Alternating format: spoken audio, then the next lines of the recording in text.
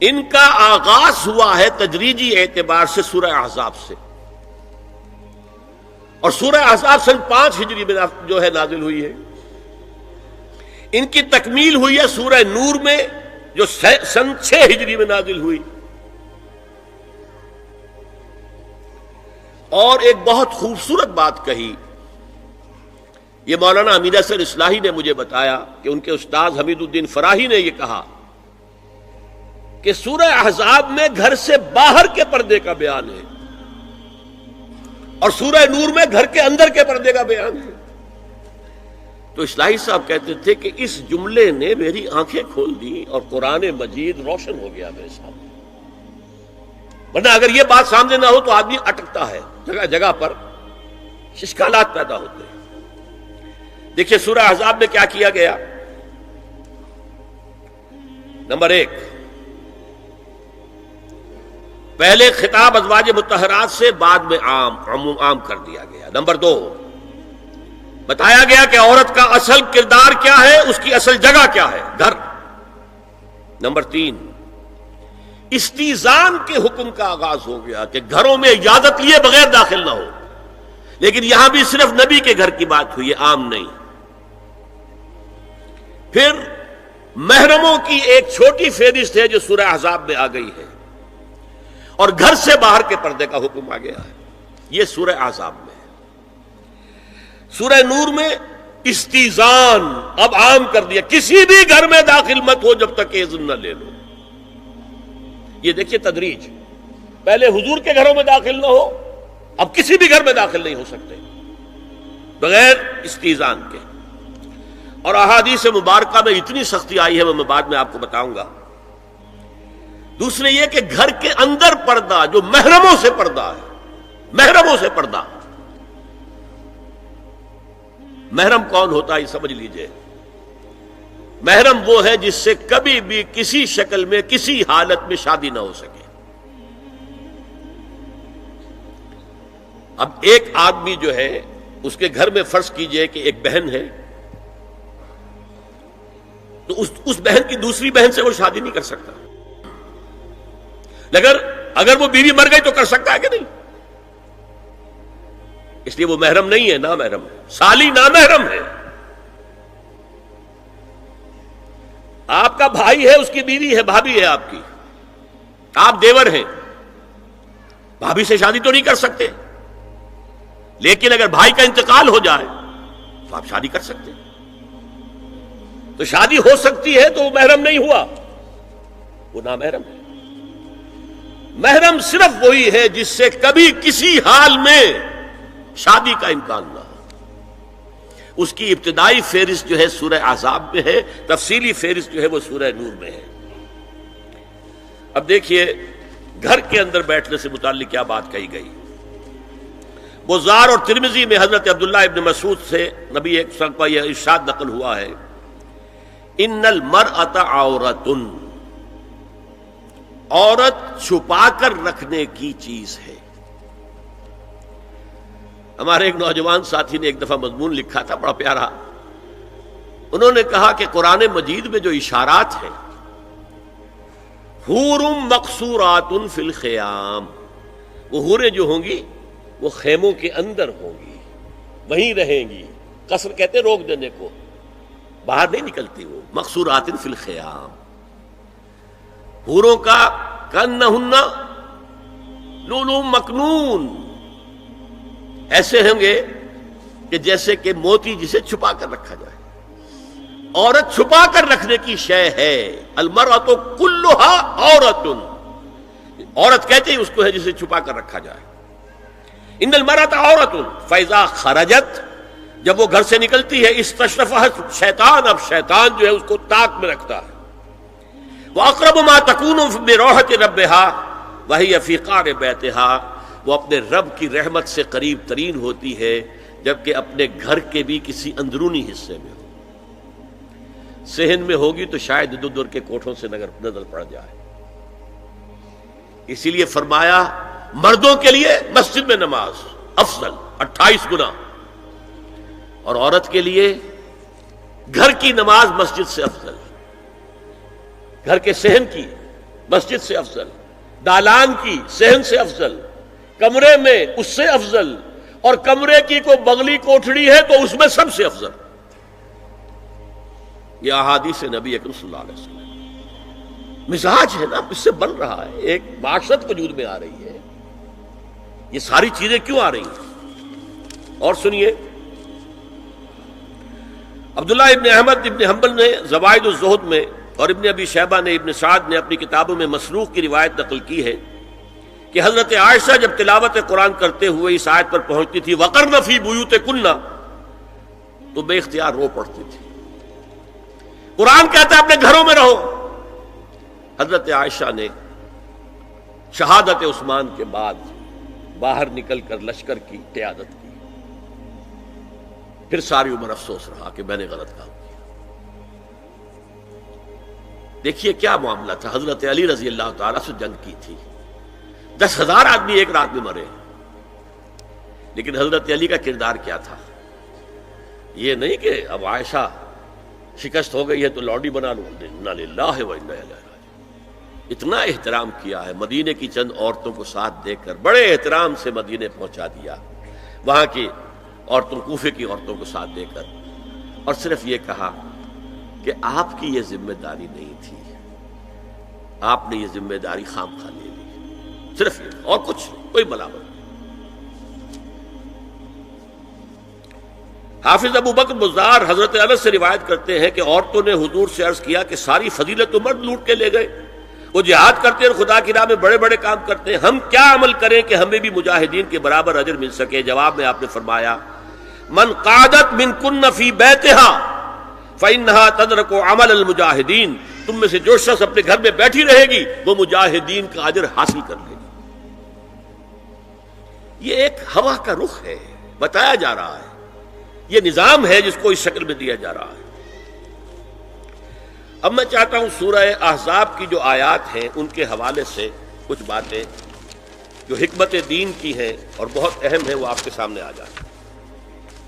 دیکھیے، میں نے سب سے پہلے آیت پڑھی تھی لَقَدْ كَانَ لَكُمْ فِي رَسُولِ اللَّهِ أُسْوَةٌ حَسَنَةٌ، اے مسلمانوں تمہارے لیے اللہ کے رسول کی زندگی میں ایک بہترین نمونہ ہے، اسوہ حسنہ ہے۔ ایک بات اس میں غور طلب ہے، مردوں کے لیے تو اسوہ کامل ہے، مرد اگر سپہ سالار ہے تو اسوہ موجود ہے حضور کا،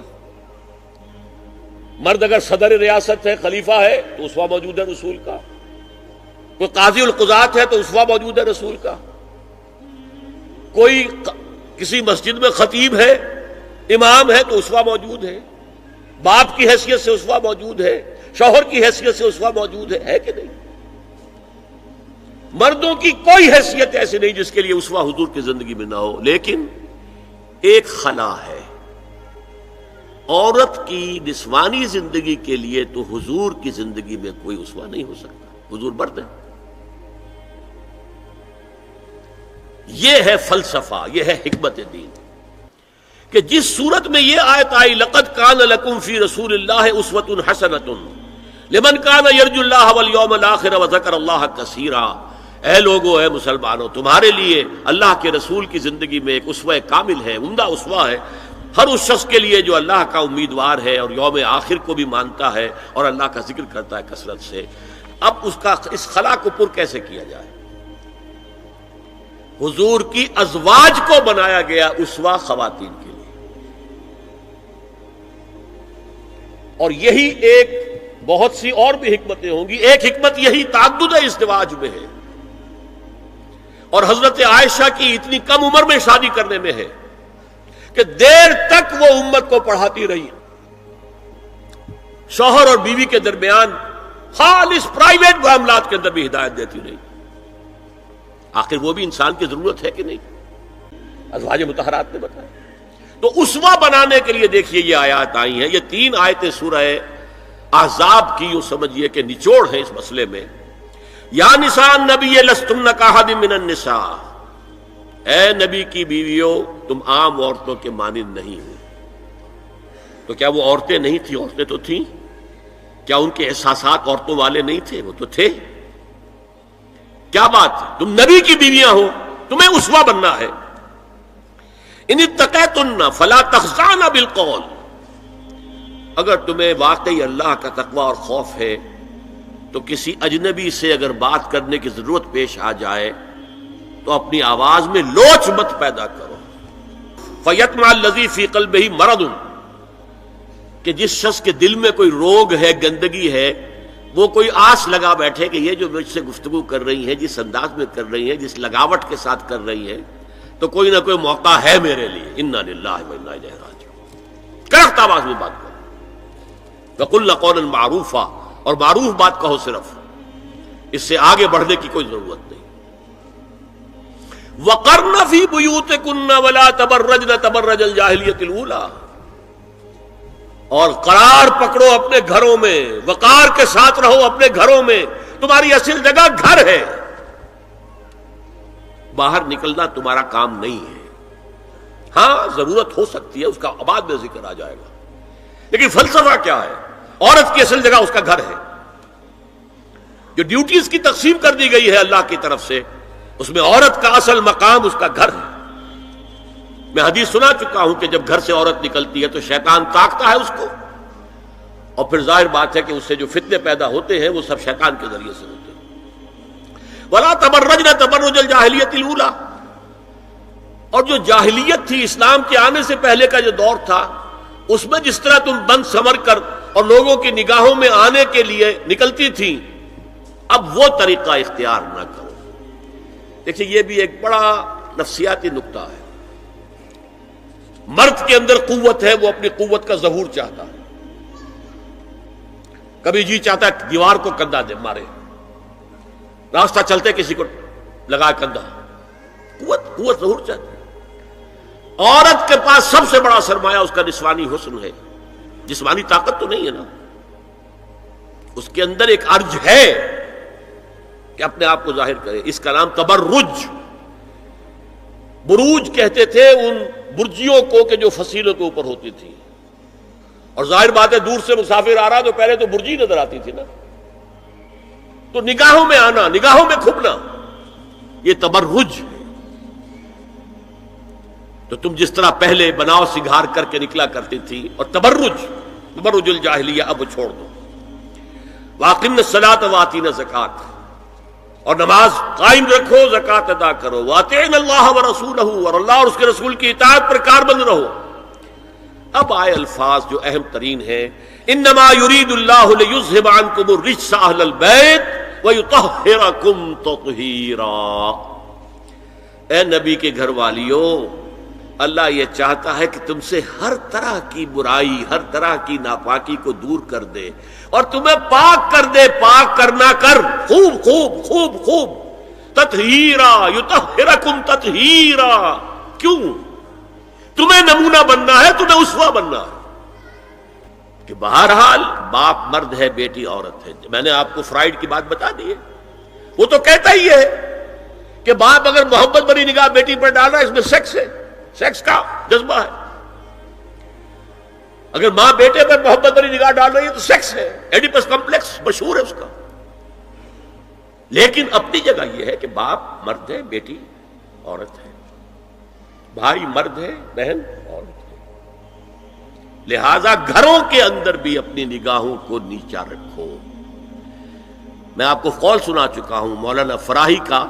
اصلاحی صاحب نے کہا، جب مولانا فراہی نے مجھ سے یہ کہا کہ اصل میں سورہ احزاب میں گھر کے باہر کا پردہ ہے اور سورہ نور میں گھر کے اندر کا پردہ ہے، تو کہتے میری آنکھیں کھل گئیں اور چابی مل گئی، کلید مل گئی ان آیات کو سمجھنے کی، ان کی اصل پس منظر کو، حقیقت کو جاننے کا راستہ کھل گیا۔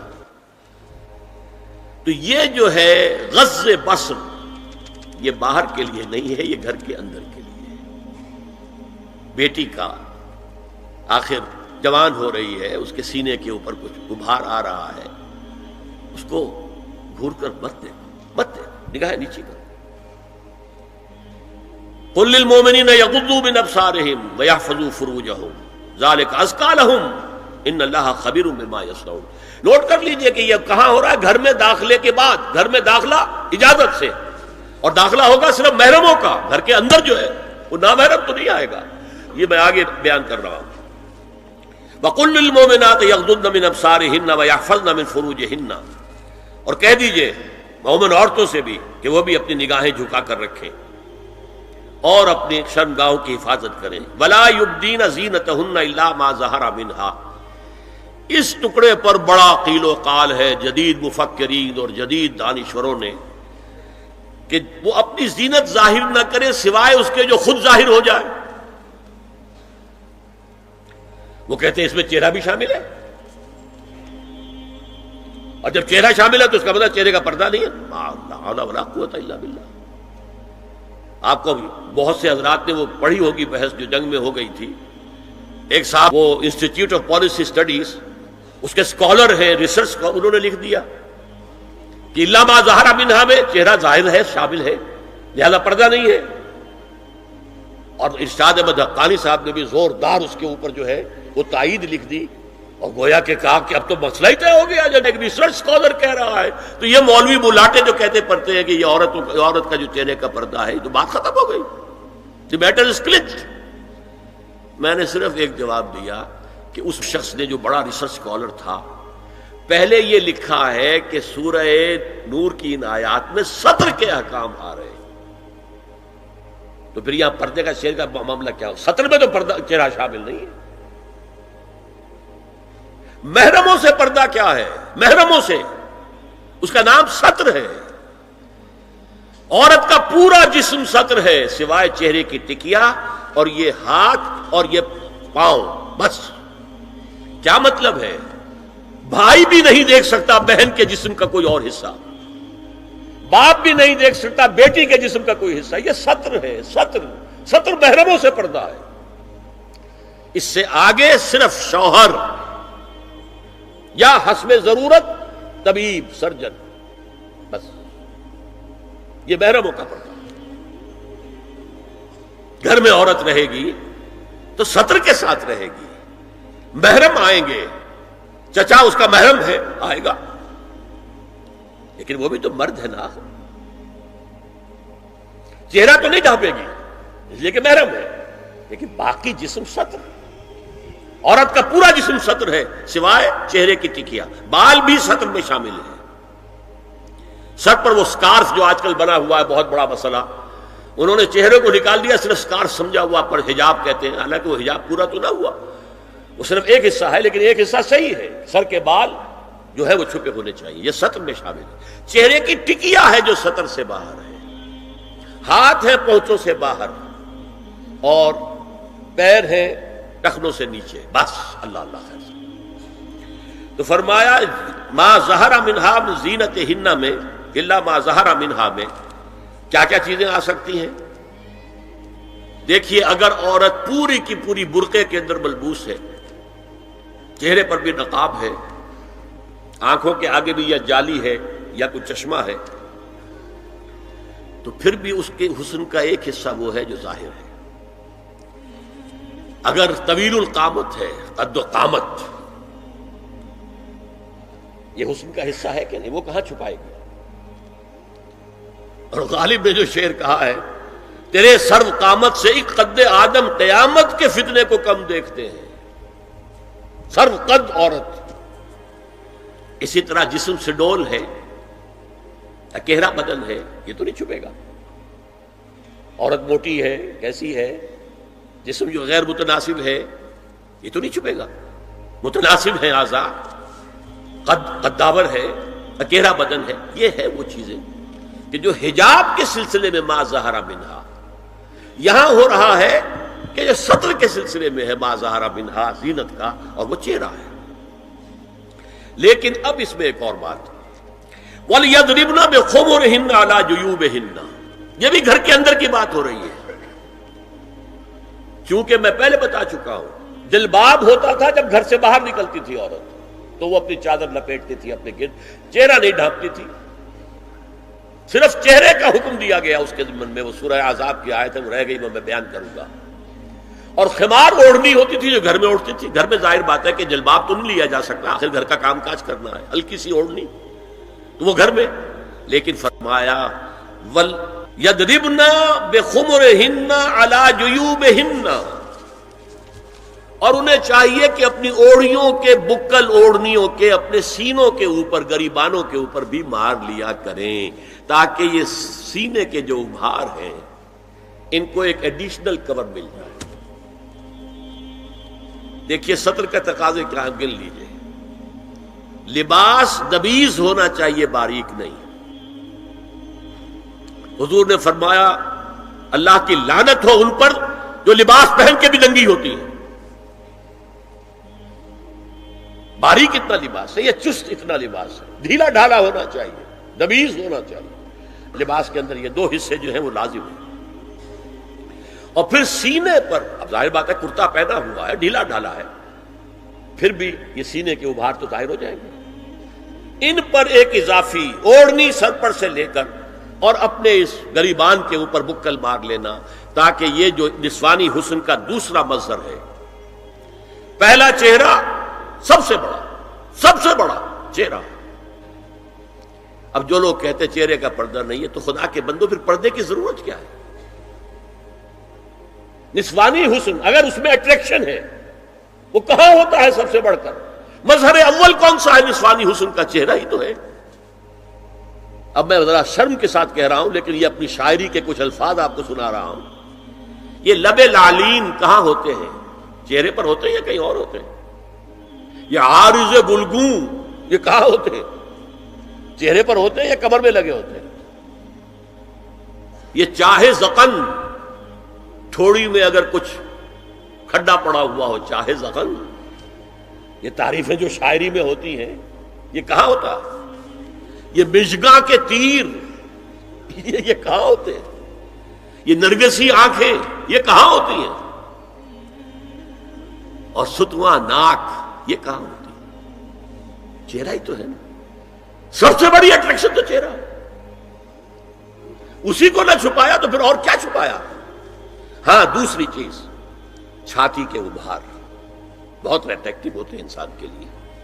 اس کے لیے یہ ہے کہ وَلْيَضْرِبْنَ بِخُمُرِهِنَّ عَلَى جُيُوبِهِنَّ. کرتا بھی دبیز کپڑے کا ہو، کرتا جو ہے ڈھیلا ڈھالا بھی ہو، شلوار اور دبیز تر کپڑے کی ہو، ڈھیلی ڈھالی ہو، اور اوڑھنی کا بکل جو ہے اپنے سینے پر مار لیا جائے. اب اس کے بعد فرمایا وَلَا يُبْدِينَ زِينَتَهُنَّ إِلَّا لِبُعُولَتِهِنَّ. اب یہاں یہ زینت کا لفظ آ رہا ہے چہرے کے لیے، اور چہرے ہی میں کچھ سنگھار بھی ہوتا ہے. کچھ سرما لگایا ہوا ہے، فرض کیجئے کسی اور طرح کا کوئی زیور پہنا ہوا ہے، گلے میں پڑا ہے، کانوں میں بندے ہیں وغیرہ وغیرہ. یہ زینت چہرہ اور اس کے ساتھ کوئی بناؤ سنگھار کا معاملہ جس کی کہ حضور صلی اللہ علیہ وسلم نے تلقین کی ہے. عورت کو گھر میں بن سنور کر رہنا چاہیے، شوہر کے لیے ایٹریکٹیو رہنا چاہیے. خاص طور پر شوہر جب آنے والا ہے شام کو دفتر سے، اس وقت عورت جو ہے بن سنور کر رہے ہیں. اس لیے کہ اصل مقصد کیا ہے؟ جتنی بھی انسان میں سیکشول انرجی ہے وہ مرکوز رہے شوہر اور بیوی کے درمیان. یہ فلسفہ ہے.